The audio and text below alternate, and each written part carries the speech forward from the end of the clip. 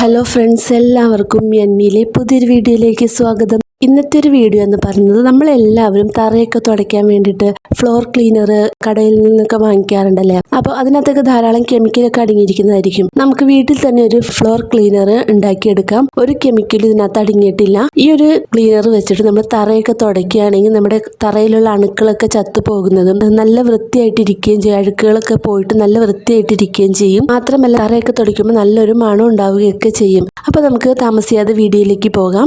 ആദ്യം തന്നെ ഇവിടെ ഒരു കപ്പ് എടുത്തിട്ടുണ്ട്. ഒരു കപ്പിൽ 3/4 ഭാഗത്തോളം വെള്ളം എടുത്തിട്ടുണ്ട്. ഈ ഒരു വെള്ളം ഏകദേശം ഒരു 1 ലിറ്റർ വെള്ളം ഉണ്ടായിരിക്കും. ഈ ഒരു വെള്ളത്തിലേക്ക് ഞാൻ ആദ്യം തന്നെ ഇടാൻ പോകുന്നത് നമ്മുടെ വീട്ടിലുള്ള ഉപ്പാണ്. നമ്മുടെ വീട്ടിൽ കല്ലുപ്പ് ഉണ്ടെങ്കിൽ കല്ലുപ്പായിരിക്കും ഏറ്റവും നല്ലത്. കല്ലുപ്പിലാണ് ഏറ്റവും കൂടുതൽ ഗുണങ്ങളൊക്കെ ഉള്ളത്. അപ്പൊ ഞാൻ ഇതിനകത്തേക്ക് ഒരു 1.5 സ്പൂണോളം ഉപ്പ് ചേർത്ത് കൊടുക്കുന്നുണ്ട്. ഇപ്പൊ എന്റെ കയ്യിൽ കല്ലുപ്പില്ലാത്തത് കാരണം ഞാൻ പൊടിയുപ്പാണ് ഇട്ട് കൊടുക്കുന്നത്. പിന്നെ ഞാൻ ഇതിലേക്ക് ഇട്ട് കൊടുക്കുന്നത് കർപ്പൂരാണ്. മിക്കവാറും എല്ലാവരുടെയും വീട്ടിൽ കർപ്പൂരം ഉണ്ടായിരിക്കും അല്ലേ. അല്ലെങ്കിൽ നമുക്ക് കടകളിൽ നിന്നൊക്കെ വളരെ ചെറിയ വിലയ്ക്ക് കർപ്പൂരമൊക്കെ വാങ്ങിക്കാൻ കിട്ടും.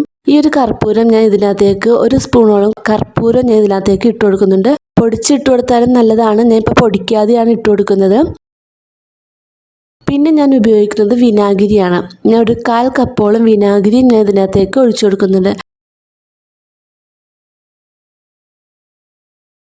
ഇനിയിപ്പോൾ നിങ്ങളുടെ വീട്ടിൽ ഏതെങ്കിലും ഒരു എസെൻഷ്യൽ ഓയിലോ അല്ലെങ്കിൽ പുൽത്തൈലോ ഒക്കെ ഉണ്ടെങ്കിൽ നമുക്ക് ഇതിനകത്തേക്ക് ഒഴിച്ചു കൊടുക്കാം. അതില്ലെങ്കിലും കുഴപ്പമില്ല. ഇത്രയും തന്നെ ഉപയോഗിച്ചിട്ട് നമുക്കൊരു ഫ്ലോർ ക്ലീനർ റെഡിയാക്കി എടുക്കാവുന്നതാണ്. ഞാനിപ്പോൾ എൻ്റെ കയ്യിലുള്ള ഒരു അത്തർ ഞാൻ ഇതിനകത്തേക്ക് കുറച്ച് ഒഴിച്ചു കൊടുക്കുന്നുണ്ട്.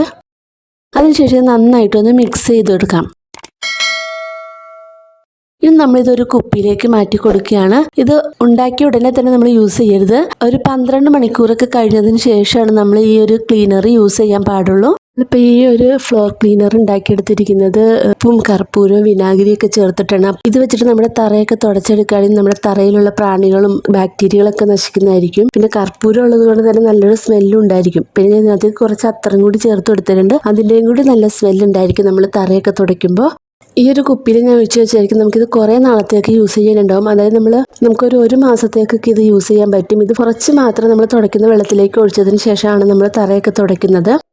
അപ്പോൾ ഇതെങ്ങനെ യൂസ് ചെയ്യണമെന്ന് നോക്കാൻ ഞാൻ ഇപ്പോൾ തുടയ്ക്കുന്ന വെള്ളത്തിലേക്ക് ഇത് കുറച്ച് ഒഴിച്ചു കൊടുക്കുകയാണ്. ഒരു 2-3 സ്പൂൺ മാത്രമാണ് ഞാൻ ഇതിനകത്തേക്ക് ഒഴിച്ചു കൊടുക്കുന്നുള്ളൂ. ഒരു ബക്കറ്റ് വെള്ളത്തിന് നമുക്കൊരു 15 ml ഒക്കെ മതിയായിരിക്കും ഈ ഒരു ക്ലീനർ. നല്ലൊരു പവർഫുൾ ആയിട്ടുള്ളൊരു ഫ്ലോർ ക്ലീനറാണിത്. അപ്പോൾ ഇത് മിക്സ് ചെയ്തതിന് ശേഷം നമുക്ക് തറയൊക്കെ നന്നായിട്ട് തുടച്ചെടുക്കാം.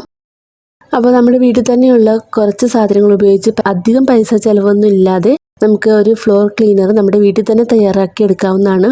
ഈ ഒരു വീഡിയോ നിങ്ങൾക്ക് യൂസ്ഫുൾ ആയി എന്ന് വിചാരിക്കുന്നു. യൂസ്ഫുൾ ആയി എങ്കിൽ നമ്മുടെ വീഡിയോ എല്ലാവർക്കും ഒന്ന് ഷെയർ ചെയ്ത് കൊടുക്കാം. പിന്നെ ലൈക്ക് ചെയ്യാനും മറക്കരുത്.